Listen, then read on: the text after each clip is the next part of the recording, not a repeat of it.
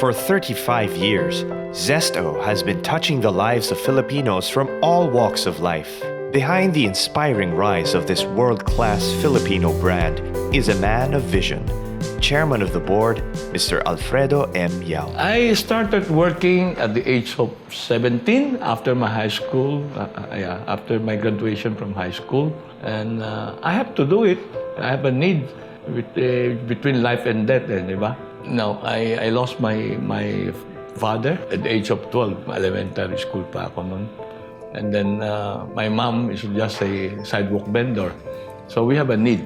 Mr. Yao started his first business venture, a small printing press for packaging called Solimar, named after his mother, Soledad.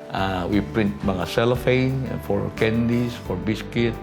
And then from there, we, in 68, nauso yung plastic, So I moved from printing mga cellophane, mga paper. I moved to flexible packaging, plastic, all those things, laminate. Well, our clients mostly are the candy factory, biscuit company. And later on, I have the multinational, let's say, Unilever is one of our clients, Colgate is our client, Procter & Gamble is our client, and some of pharmaceutical company. Marami kami mga multinational na later date. 2 decades later, in 1979, Mr. Yao was attending a trade exhibit in Europe when he first saw the Doypack technology. He was convinced that this kind of packaging would work well for the Filipino consumer. He brought it back home with the intent to sell it to juice manufacturers. They were not interested.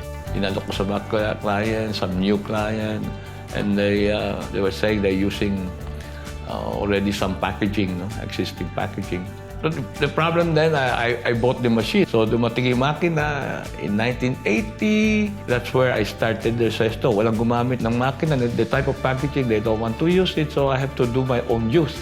One of our clients also, I show him the packaging and I wanted to produce this thing. He said, okay, I can help you. We do it at home, in our kitchen. A friend of mine, I show him the packaging, and said, I need somebody to help me to have the design brand, So he introduced me to a certain Mondelo. He passed away already now. He used to be the fine arts professor ng UST. I remember it was a Sunday when he visited me at my house, And then I show him the packaging. I said, this is my intention. This is what the product I wanted to produce.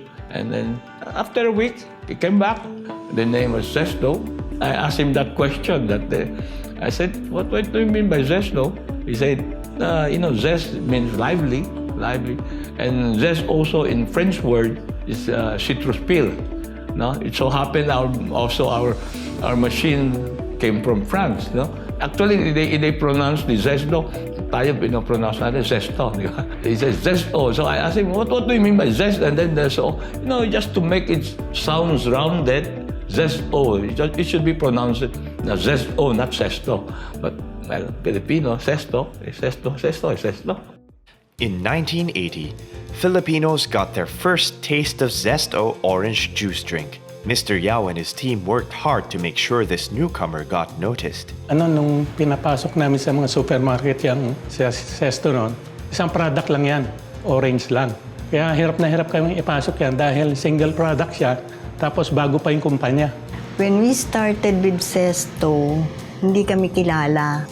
Yung supplier namin ng flavor, nung chinek nila sa market, ano yung Zest-O, akala nila imported. Kasi nag-start kami, nag-distribute kami sa Divisoria as an imported product. If you look at the Doypack, aluminum foil, and durable, and then you can dump it in cold water, in ice water, fast cooling, and it looks refreshing because of the aluminum, And then multicolor, 5-6 colors of printing. And then when we package that, in fact, we package that in a carton, a white box. Then, wala namang gumagamit ng white box, barcode.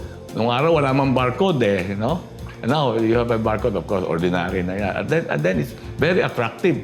They thought it's an important thing, From its humble beginnings, Zest-O rose to become the #1 juice drink in the country, beating big multinational brands. #1 na talaga siya. I mean, kasi ang kalaban namin ng Sunkiss, Hi-C, iba yung packaging namin compared sa kanila eh. That was the time na sobrang lakas talaga. Binababa pa lang sa truck, may naghihintay ng sasakyan para i-load. Hindi na nga pumapasok ng bodega Zest-O nun eh.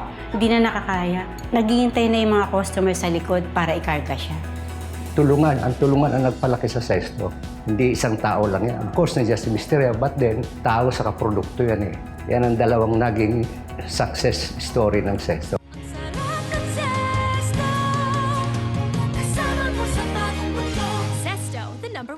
Zest-O Corporation grew, and the company continued its commitment to innovation by introducing different products in different categories. In 2007, Zest-O Corporation was awarded the Most Admired ASEAN Enterprise for the Innovation category in the first ever ASEAN Business Awards in Singapore. I think this is a project of the ASEAN country to come out with the mga kilalang company in their own country, no? And we were awarded as the one of the four, no, in innovation sa innovation side, no. Zest-O won that, no, in 2007. And until now, we're the only Filipino company that got that award sa ASEAN.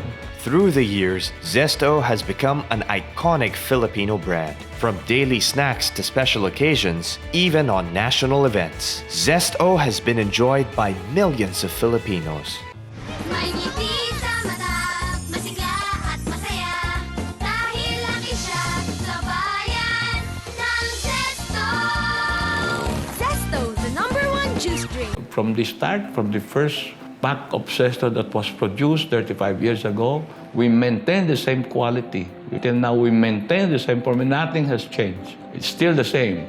If you look at the price, that's why we call that value for money. You know, we say value for money. And then we don't increase our price left and right. We try to be efficient in everything. We don't change our formulation. We don't increase our price like others, you know. That I think our consumer is looking at. You know, we're a friendly company, and of course the value for money. I think that's what makes Zest-O.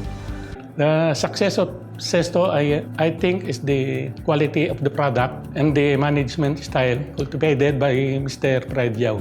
Gifted person si Mr. Yao eh, lalo na sa negosyo eh. And at the same time, may passion siya for greatness eh. Siya ang nagdadrive sa amin noon. Siya ang motivating factor sa sa kumpanya. Magaling siya mag-motivate ng tao. Hindi lang motivation, kundi may mga Chinese philosophies ang ginagamit noon eh. Para lalong mabuhay ang ma-encourage ka talaga magtrabaho.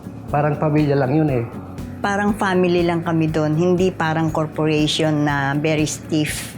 Because Mr. Yao is very approachable. He never closes his door. His office door, palaging bukas yun, kahit sino pwedeng pumasok. Pamilya talaga ang turingan doon. Lahat ng mula sa anak ni Mr. Yao, sa asawa, lahat yon masarap talaga kasama. Saan ka naman nakakita ng among nakakausap namin ng direkta? Dito lang yun, only in Zest-O. One time, nagkaroon ng aksidente yung isang truck namin. Nung malaman ni Mr. Yao, hindi niya tinanong kung ano nangyari rin sa product eh. Ang unang tinanong niya, kung ano na nangyari doon sa ahente, doon sa tao. Memorable sa akin yun. Hindi ko makalimutan yung time na yun na sinabi niya gano'n. Kaya ako talagang, ito yung nakita ko sa pagmamahal niya. Parang nakita ko sa kanya na meron akong kapatid, meron akong mentor, meron akong boss, meron akong teacher. In fact, we called our Zest-O, we call that family, Zest-O family, you know. I always tell my people, I said, pag kayo pinagagalitan ko, I love you. Mahal ko kayo. Kaya ako kayo pinagagalitan because gusto ko kayo matuto eh. And I think they understood that. This is always my, I said, you have to be fair to everybody. Fair to your consumer, fair to your customer, and even fair to your supplier. Mr. Alfredo Yao's leadership has earned him the love and respect of his employees. His trailblazing efforts have earned him numerous recognition from the business community, including the Ernst & Young Master Entrepreneur of 2005. If I could look for a word, my feeling, after 35 years, it's a fulfillment. Fulfillment in a way that, if I I see somebody consuming the Zest-O or buying the supermarket, I feel something, you know. From ground zero, from nothing, we are here now. We're number one juice in the Philippines. From the start, 35 years ago until now, and going strong. Of course, with the help of our consumer, with the help of our supplier and our customer, of course. No? Pag mayroon ka nakita, sometimes may nakikita ako na if I met somebody 40 years old, sabi sa nung bata ako, baon namin sa school yan eh. You know, you feel something. Para sa amin. Ikaw. Ako. Lahat tayo laking Zest-O. One man's vision, one breakthrough product. This is the story of Mr. Alfredo M. Yao and Zest-O. The juice drink that dominated the market and built an entire business empire. After 35 years, this story will just keep getting better. Kahit umikot ang buhay. Share.